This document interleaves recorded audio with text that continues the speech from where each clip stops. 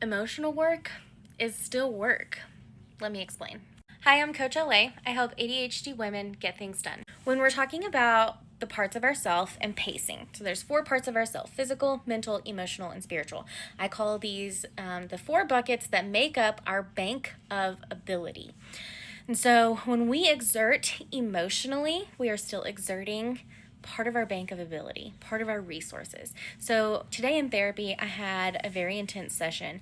We've changed from EMDR to more internal family systems, and that has really resonated with me and been working really well. My brain was kind of getting in the way of EMDR working. I was starting to think about, I'm not doing this right, and it just wasn't getting as deep. Whereas internal family systems, we're getting a lot deeper into my emotions.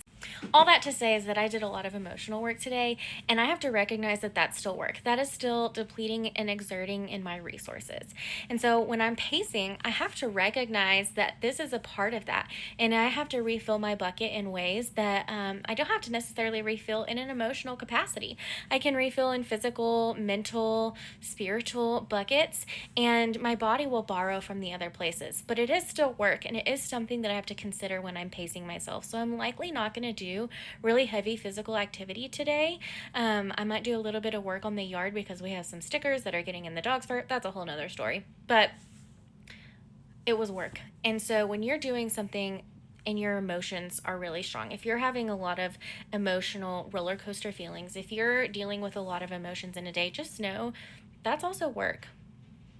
You also did something there. And if you're going to therapy, good for you. You should be. And that's work. And it's okay if you get nothing else done that day, because you did a lot of really good work on you and on what's underneath all of the things that, and if we don't do that underneath work, are we ever really going to be able to move forward successfully?